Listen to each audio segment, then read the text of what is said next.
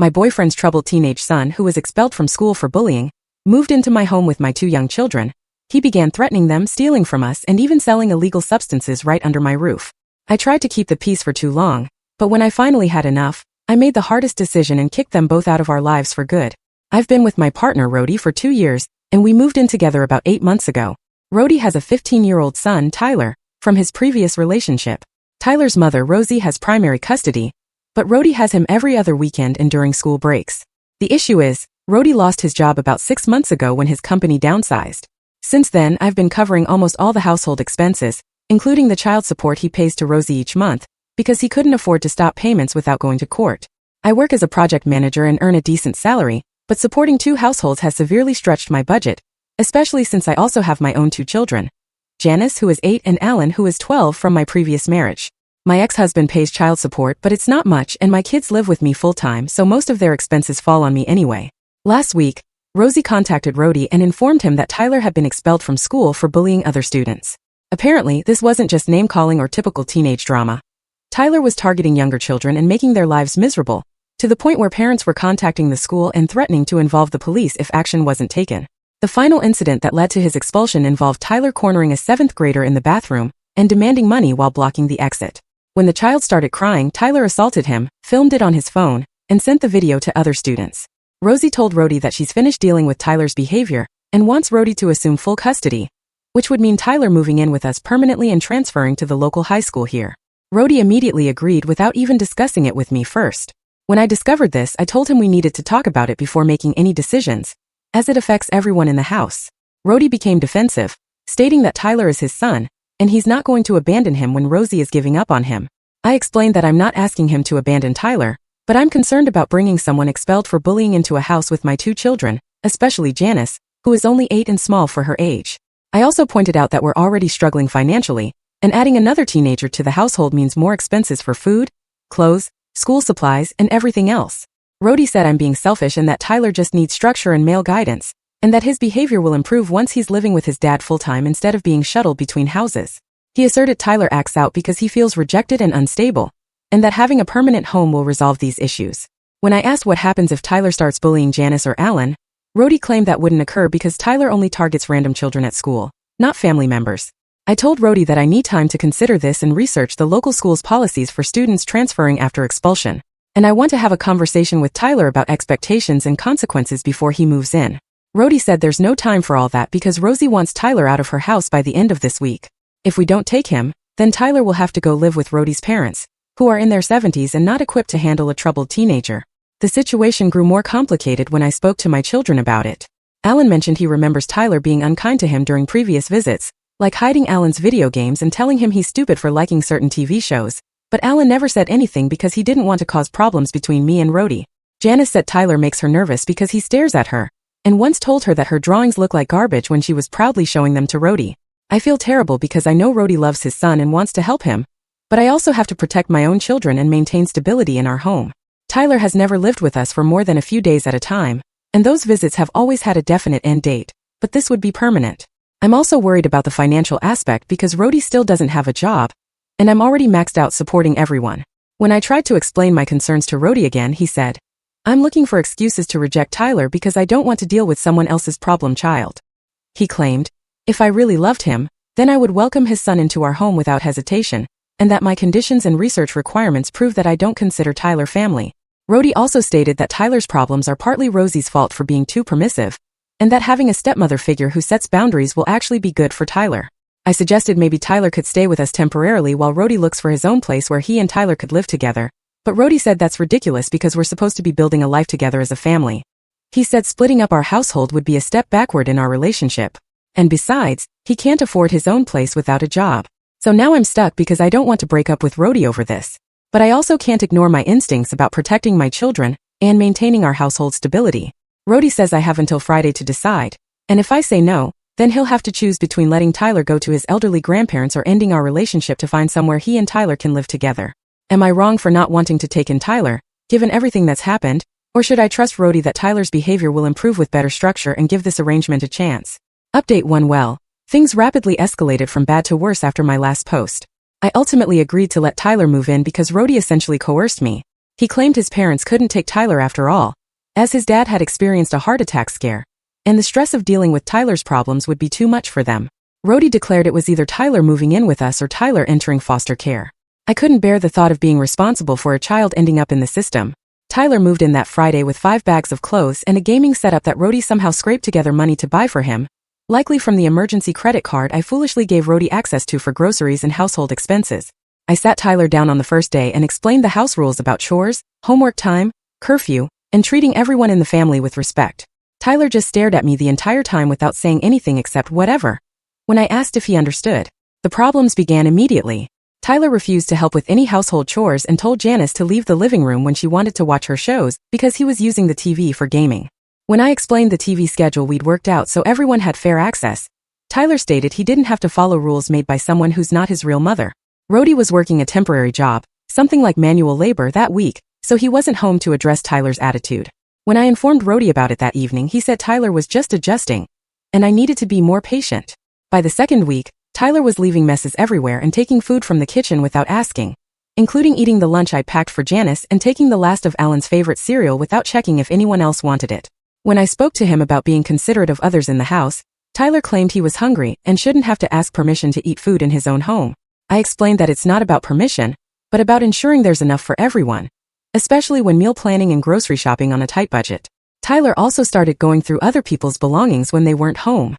I caught him in Janice's room looking through her desk drawers, and when I asked what he was doing, he said he was looking for a pencil sharpener. I told him to ask before entering other people's rooms, and he retorted he shouldn't have to announce every little thing he needs. Alan found Tyler using his laptop without permission, and when Alan asked for it back, Tyler said he was just checking something, and Alan was being selfish by not sharing. The worst incident occurred during Tyler's 3rd week here. I came home from work and found Tyler had punched a hole in the hallway wall after getting angry about losing an online game.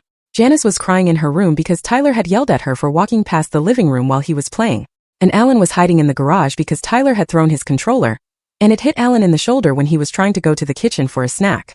When I confronted Tyler about the wall and asked him to explain what he did, he said the game was lagging and he got frustrated, and that it wasn't his fault Janice and Alan were being annoying by walking around the house during his gaming time. I told him that punching walls and hitting or yelling at my children is never acceptable, and that everyone has the right to move freely through the house. Tyler responded that I don't understand how important his games are, and that I'm trying to ruin his life by making him live in a house with little kids who don't respect his space. I called Rhodey and told him he needed to come home immediately to deal with the situation. When Rhodey arrived, Tyler told him a completely different story about how I was picking on him and trying to make him follow unfair rules that don't apply to my own kids. Tyler claimed I yelled at him for eating food and going to the bathroom during his gaming sessions, and that I threatened to take away his gaming setup if he didn't clean Janice's room for her. Rhodey didn't even ask for my side of the story before telling Tyler that he understands Tyler is having a hard time adjusting, and that we'll work together to make things better.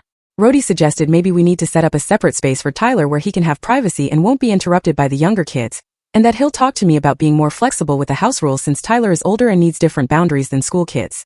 When I tried to explain what actually happened with the wall and Tyler scaring my children, Rhodey said, "Kids Tyler's age get frustrated easily, and that punching a wall isn't that serious compared to the kind of trouble Tyler could be getting into if he was still living with Rosie, or if we had sent him to foster care." Rhodey stated, "I need to pick my battles and focus on the important things instead of nitpicking every little mistake Tyler makes while he's trying to settle in." I took pictures of the hole in the wall and asked Rhodey how we're supposed to afford to fix the damage when we're already struggling financially. Rhodey said we can patch the wall ourselves and that I'm making a bigger deal out of this than necessary. He also claimed Tyler's behavior will improve once he starts at the new school next week and has something productive to focus on instead of being stuck in the house all day. But Tyler didn't start school the next week because the district needed more paperwork from his previous school about the expulsion. The process is taking longer than expected because Tyler's old school is being difficult about releasing his records. So Tyler has been home alone all day while Rhodey is trying to do some temporary jobs and I'm at the office, and my kids are afraid to be in the house with him after school. I arranged for Janice and Alan to go to my neighbor's house after school until I get home. But I shouldn't have to make alternative childcare arrangements because I'm afraid to leave my own children alone with someone who lives in our house. Tyler complains that having my kids around all evening cramps his style and makes it hard for him to relax. And Rhodey suggests maybe my kids could spend more time at their dad's house to give Tyler some space to adjust. I'm starting to realize that Rhodey cares more about not dealing with Tyler's problems than he does about how Tyler's behavior affects the rest of us. And I don't know how much longer I can handle this situation before it damages my relationship with my own children or ruins the stability of our home. Update 2: Tyler finally started school 2 months ago, But instead of his behavior improving as Rhodey predicted, things have gotten significantly worse at home. Tyler comes home angry almost every day, complaining about teachers who don't understand him and classmates who already have friend groups that he can't join. He claims the school is stupid, and the work is too easy. But when I check the online grade portal, I can see that Tyler is struggling with most of his classes because he's not studying and didn't learn a thing from his previous school. When I tried to talk to Tyler about it and offer to help him get organized with his homework, he said I'm not his mother, and he doesn't need help from someone who doesn't understand what he's going through. Rhodey says Tyler's academic struggles are normal for a kid who's been through so much upheaval, and that his grades will improve once he feels more settled. But Tyler has been here for almost 3 months now, and nothing is getting better. The situation with my kids has gotten much worse too. Last week, I came home and found Janice crying in her room because Tyler had told her that her real dad probably left because she's annoying, and that's why he doesn't visit more often. Janice asked me if that was true, and whether I was going to send her away too if she made me mad. I had to explain that Tyler was being mean, and that parents don't abandon their children for being normal kids. When I confronted Tyler about what he said to Janice, he claimed he was just joking around, and that Janice is too sensitive if she can't handle basic teasing. I told Tyler that what he said wasn't teasing but was cruel and designed to hurt Janice's feelings, and that he needs to apologize to her and never say anything like that again. Tyler said he's not apologizing for Janice being a crybaby, and that if she can't handle living with teenagers, then maybe she should go live with her dad full-time. Alan has started avoiding common areas of the house when Tyler is home, and I found him doing homework in his closet because Tyler had taken over the dining room table with his gaming laptop and told Alan to find somewhere else to work. When I told Tyler that the dining room is a shared space and Alan needs access to do homework, Tyler said he was there first and that Alan could use his bedroom desk. I pointed out that Alan's desk is too small for his science project materials, but Tyler said that wasn't his problem to solve. The most serious incident happened 2 weeks ago when I was working late and Rhodey was at his evening shift job. He has found a job since my last post. Tyler was supposed to be watching Janice and Alan for a couple of hours until I got home, which I now realize was a mistake because Tyler has never shown any interest in being responsible for other people. When I came home, I found Janice hiding in the bathroom with the door locked and Alan standing guard outside the bathroom door. Janice told me that Tyler had gotten angry because she changed the TV channel during his gaming break. And when she tried to change it back, Tyler had grabbed her arm and squeezed it hard enough to leave bruises while telling her that if she ever touched his stuff again, he would make sure she regretted it. Alan tried to help Janice get away from Tyler, so Tyler shoved Alan into the coffee table and told both of them that they better learn their place in this house because he's bigger and stronger than they are. I was furious and took photos of the bruises on Janice's arm before calling Rhodey and demanding that he come home immediately. When Rhodey arrived, Tyler again told a different story about how Janice was being disrespectful and not listening when he told her to wait her turn for the TV, and that he barely touched her arm to guide her away from the remote. Tyler claimed Alan was exaggerating about being pushed, and that he only put his hand on Alan's shoulder to move him out of the way. Rhodey looked at the bruises on Janice's arm and said they didn't look that serious, and that Tyler probably doesn't know his own strength, since he's going through a growth spurt and isn't used to being around smaller kids. I told Rhodey that Tyler's size doesn't excuse him from threatening and hurting my children, and that this behavior is exactly what I was worried about when Tyler first moved in. Rhodey said I'm overreacting because Tyler didn't actually hurt Alan and Janice's bruises will fade in a couple of days, and that sibling conflicts are normal in blended families. I told Rhodey that Tyler isn't Janice and Alan's sibling, and that threatening children is not normal sibling behavior, and that I won't tolerate anyone in my house putting their hands on my kids in anger. Rhodey said Tyler is still learning how to interact with younger children, and that I need to give him time to figure out the family dynamics. But the final straw came last weekend when I discovered that money was missing from my drawer. I keep cash for emergencies and small purchases. I noticed that $40 was gone after Tyler had been the only other person home while I was at the grocery store. When I asked Tyler if he knew anything about the missing money, he said he didn't touch it and suggested that maybe Janice or Alan took it to buy something at school. I told Tyler that my children have never taken money without asking, and that I find it suspicious the money disappeared when he was the only one home. Tyler got defensive and said I was accusing him of being a thief just because I don't like him, and that he shouldn't have to prove his innocence when there's no evidence he did anything wrong. I pointed out that the money was definitely there before I left and definitely gone when I returned, and that Tyler was the only person with access during that time. When I told Rhodey about the missing money, he said there could be other explanations and that I shouldn't jump to conclusions about Tyler stealing from us.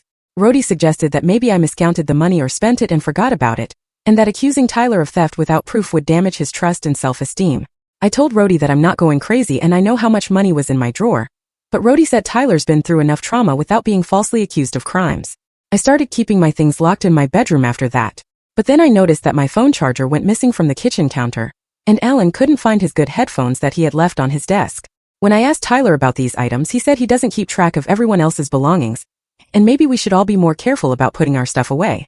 Rhodey continues to make excuses for Tyler's behavior and says I'm being too hard on a kid who's been rejected by his mother and is trying to find his place in a new family. Rhodey claims Tyler's acting out because he feels unwelcome and criticized, and that if I would show more patience and understanding then Tyler would start behaving better. But I'm tired of being told that Tyler's bad behavior is somehow my fault for not being supportive enough, especially when Tyler is hurting my children and stealing from our family. I'm starting to think that Rhodey will never hold Tyler accountable for his actions because he feels guilty about not being more involved in Tyler's life when he was living with Rosie. And now he's overcompensating by refusing to set any boundaries or consequences. But I can't continue to sacrifice my children's safety and well-being to enable Tyler's destructive behavior, and I don't know how much longer I can handle this situation. Update 3: I caught Tyler attempting to sell drugs from my house last Thursday, and everything has completely disintegrated since then. I returned home early from work because I was feeling unwell. As I pulled into the driveway, I observed Tyler speaking with 2 older teenagers I didn't recognize near the side gate that leads to our backyard. When Tyler spotted my car, he quickly directed the other teenagers toward the street and told them he would text them later. I waited until the teenagers departed before approaching Tyler and inquiring who they were and what they wanted. Tyler claimed they were friends from school who stopped by to hang out, but I thought it was peculiar that Tyler would meet friends outside instead of inviting them in, especially since Tyler usually complains about not having any friends at his new school. I asked Tyler why he didn't bring his friends inside, and he said they were just leaving anyway, and that I worry too much about every little thing. Something felt off about the entire interaction, so I began paying closer attention to Tyler's activities and noticed that he had been receiving text messages throughout the evening from unfamiliar numbers. Tyler was also being secretive with his phone, taking it with him to the bathroom and keeping it face down during dinner, which wasn't his typical behavior. When Rhodey arrived home from work, I mentioned that Tyler had friends over earlier, and that I was glad he was starting to make connections at school. Rhodey seemed surprised and said Tyler had been complaining just the day before about how difficult it was to meet people, and how different the kids at this school were from his old friends. Rhodey asked Tyler about his new friends at dinner, and Tyler gave vague answers about meeting them in his math class and how they like the same video games he plays. But when Rhodey asked their names, Tyler hesitated before inventing names that sounded clearly fake. The next day, I was working from home and noticed Tyler seemed anxious about something, checking his phone constantly and looking out the front window every few minutes. Around lunchtime, Tyler asked if he could walk to the convenience store for snacks, which seemed normal enough, except that Tyler usually just takes food from our kitchen without asking. I said that was fine but asked him to be back within an hour since Rhodey would be home soon, and we were planning to go grocery shopping as a family. Tyler was gone for almost 2 hours, and when he came back he didn't have any snacks with him. When I asked what happened to the food he went to buy, Tyler said they didn't have what he wanted, and that he ended up just walking around the neighborhood to get some fresh air. I thought it was odd that Tyler would walk around for 2 hours instead of coming home, especially since Tyler usually complains about being bored and having nothing to do. That evening I was doing laundry and found a small plastic bag with white powder residue in Tyler's jeans pocket. I immediately knew what it was because my brother had struggled with drug addiction in his 20s, and I recognized the type of tiny Ziploc bags that are used for selling small amounts of drugs. I took pictures of the bag and then sat down to figure out how to handle the situation. I decided to wait until Rhodey got home so we could confront Tyler together. But when I showed Rhodey the bag he said it could be anything, and that I was jumping to conclusions again. Rhodey suggested that maybe the bag contained vitamin powder or protein supplement, and that Tyler probably found it somewhere and forgot it was in his pocket. I told Rhodey that I know what drug baggies look like, and that combined with Tyler's suspicious behavior and the older teenagers visiting our house, it was obvious what was happening. Rhodey got defensive and said I was looking for reasons to get Tyler in trouble, because I never wanted him living with us in the first place. Rhodey said even if the bag did contain drugs, that doesn't mean Tyler was selling them, and maybe Tyler was just holding the bag for someone else or found it on the ground somewhere. I told Rhodey that was exactly the kind of naive thinking that would get Tyler arrested and potentially land all of us in legal trouble if he was dealing drugs from our house. I insisted that we needed to search Tyler's room and confiscate his phone to see who he had been texting, but Rhodey said that would violate Tyler's privacy and make him feel like we don't trust him. I told Rhodey that Tyler hasn't done anything to earn our trust, and that his recent behavior has been suspicious enough to warrant investigating further. Rhodey said I was being paranoid, and that searching Tyler's belongings would push him away when he's finally starting to settle in. But I went ahead and searched Tyler's room anyway while Rhodey was taking a shower, and I found more empty baggies hidden in Tyler's desk drawer, along with a digital scale and almost $300 in cash rolled up in a sock. I also found Tyler's old phone that I thought had been broken, but it was actually working and contained text messages about selling product and meeting customers at various locations around our neighborhood. When I confronted Tyler with the evidence, he first tried to deny everything and said I planted the items in his room to frame him. When I pointed out that the text messages were on his phone with timestamps going back several weeks, Tyler changed his story and said he was just holding the drugs and money for a friend who was going through a hard time with his parents. Tyler claimed he wasn't actually selling anything, and that I misunderstood what the text messages meant. I told Tyler that I wasn't born yesterday, and that I could clearly see from his messages that he was arranging drug sales and using our house as a base of operations. Tyler finally admitted that he had been selling pills and marijuana to kids at school and in the neighborhood, but he said it wasn't a big deal, because everyone does it, and the amounts were small. Tyler said he needed the money because he was tired of having to ask Rody for everything when Rody barely has enough money to pay bills. When Rody came out of the shower and saw me with all the evidence spread out on the kitchen table, he couldn't deny what was happening anymore. But instead of being angry at Tyler for bringing illegal drugs into our house and endangering our family, Rody got angry at me for searching Tyler's room without permission and said I had violated Tyler's trust by going through his private belongings. I told Rody that Tyler lost any right to privacy when he started dealing drugs from our house, and that I had every right to search my own home when I suspected criminal activity was taking place. Rody said I should have talked to him first instead of taking matters into my own hands, and that now Tyler would never feel safe or welcome in our house because he would always worry about me snooping through his things. I explained to Rody that having Tyler sell drugs from our house could result in police raids, asset forfeiture, and all of us being charged with drug-related crimes, especially since I'm the homeowner and could be held responsible for illegal activities taking place on my property. I also pointed out that Tyler's customers know where we live, and that drug dealing often involves dangerous people who might target our house if Tyler gets into disputes with suppliers or customers. Rody said I was being dramatic and that Tyler was just selling to kids at school, not hardcore criminals, and that the amounts were small enough that police wouldn't care even if they found out. I told Rody that any amount of drug dealing is illegal, and that police absolutely do care when drugs are being sold near schools and in residential neighborhoods. I also said that Tyler's customers included older teenagers who might be connected to more serious drug networks. I gave Rody an ultimatum. Either Tyler leaves our house immediately or I would call the police and report the drug dealing myself. Rody said I was being extreme, and that Tyler deserves a chance to learn from his mistakes, instead of being thrown out on the street. Rody suggested that we could just confiscate Tyler's drugs and phone, and monitor his activities more closely to make sure it doesn't happen again. I told Rody that Tyler has already shown he can't be trusted, and that his problems are escalating beyond what we can handle. I pointed out that Tyler went from bullying at school to threatening my children to stealing money to dealing drugs, and that each incident was worse than the last. I said I'm not willing to wait around to see what Tyler does next, especially when it could involve my children or put our family at legal risk. Rody accused me of giving up on Tyler, just like his mother did, and said I was destroying Tyler's chance at having a stable home and father figure in his life. But I told Rody that I have to prioritize the safety of my own children, and that I won't allow my house to be used for illegal activities, regardless of Tyler's difficult circumstances. Update 4: Rody chose Tyler over our relationship, and they moved out together 6 weeks ago. After I gave Rody the ultimatum about Tyler leaving, Rody spent 3 days attempting to persuade me to change my mind and give Tyler another opportunity. Rody stated Tyler had promised to stop selling drugs, and that he would find a way to get Tyler counseling to address his behavioral problems. He also suggested that perhaps Tyler could stay with friends for a while until things cooled down, and then gradually transition back to living with us under stricter supervision. I told Rody that Tyler had already broken too many promises and crossed too many boundaries for me to believe that counseling or supervision would resolve the underlying issues. I explained that Tyler's behavior had been escalating since the day he moved in, and that each time Rody made excuses for Tyler instead of holding him accountable, Tyler learned that he could get away with worse behavior. I stated I wasn't willing to risk my children's safety or my home's security on the hope that Tyler might change.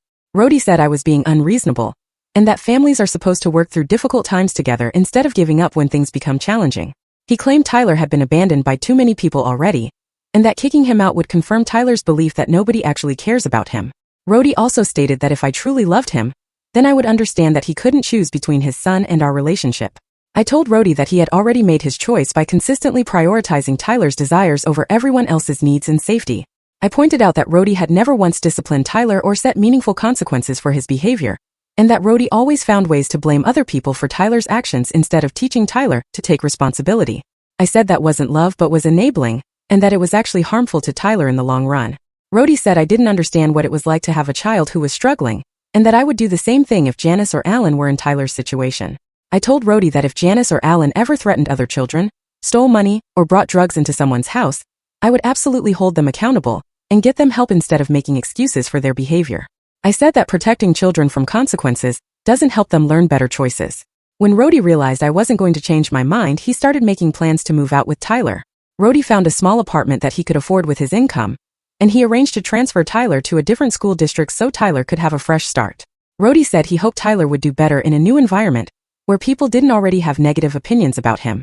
I felt bad about the way things ended because I did care about Rhodey and wanted our relationship to work, but I couldn't compromise on protecting my children and maintaining a safe home. Rhodey said maybe we could try dating again in the future once Tyler was more stable and mature. But I told him that I didn't see how anything would change, since Rhodey refuses to acknowledge that Tyler's problems require professional intervention and consistent boundaries. Rhodey and Tyler moved out on a Saturday morning, and Rhodey took most of the furniture he had contributed to our household, along with the gaming equipment he had bought for Tyler. Tyler didn't say goodbye to Janice or Alan, but he did leave a mess in his former bedroom with food wrappers and dirty clothes scattered around. I spent the weekend cleaning and repairing the damage Tyler had caused, including patching the hole in the hallway wall and replacing items that had gone missing during Tyler's stay. Janice and Alan were relieved that Tyler was gone, but they were also sad about Rhodey leaving because they had grown attached to him during the time we were together. For about a month after Rhodey and Tyler moved out, things were quiet, and I assumed they were adjusting to their new living situation. Rhodey texted me occasionally with updates about how Tyler was doing in his new school, and how their apartment was working out. Rhodey said Tyler seemed happier in the new environment, and was making friends with kids who shared his interests in gaming and music. But 3 weeks ago, Rhodey called me late at night, sounding upset and stressed. Rhodey told me that Tyler had been arrested for possession of drugs with intent to distribute, and that police had found a significant amount of marijuana and prescription pills in Tyler's backpack during a search at school. Apparently, someone had reported seeing Tyler selling drugs in the school parking lot, and when security investigated, they found enough evidence to involve police. Rhodey said Tyler claimed the drugs belonged to someone else and that he was just holding them temporarily, but the amount was large enough that police didn't believe Tyler's story about personal use. Tyler was charged as a juvenile but could face serious consequences, including time in a detention facility if he's convicted. Rhodey asked if I thought he should hire a lawyer or if the public defender would be sufficient for Tyler's case. I told Rhodey that Tyler definitely needed a good lawyer, because drug charges could affect Tyler's future education and employment opportunities, even if he's sentenced as a juvenile. But I also told Rhodey that this arrest proved Tyler hadn't learned anything from the consequences of his previous behavior, and was still making the same dangerous choices. I said Tyler needed intensive counseling, and possibly residential treatment to address whatever underlying issues were driving his destructive behavior. Rhodey said he was trying to get Tyler into counseling, but that it was expensive and his insurance didn't cover much mental health treatment. Rhodey also said Tyler was resistant to the idea of therapy, and claimed that talking to a counselor wouldn't change anything about his situation. I wished Rhodey luck with Tyler's case but told him that I couldn't be involved in Tyler's problems anymore because I needed to focus on my own children and rebuilding our stability. I said I hoped Tyler would get the help he needed, but that Rhodey and Tyler would have to handle their situation without expecting support from me. Rhodey understood and said he would keep me updated on major developments but wouldn't ask for advice or assistance. Last I heard from Rhodey, Tyler's case was still pending, but the lawyer thought they could work out a deal that would keep Tyler out of detention if he completed a drug treatment program and stayed out of trouble for the next year. Rhodey said Tyler was finally admitting that he had made serious mistakes and was willing to try counseling, but I suspect Tyler is only saying what he thinks people want to hear to avoid going to juvenile detention. I feel bad that things worked out this way because I never wanted Tyler to end up in legal trouble, but I also feel validated that my concerns about Tyler's behavior were justified. My children and I are much happier and more relaxed now that we don't have to worry about Tyler's unpredictable behavior or criminal activities affecting our daily lives.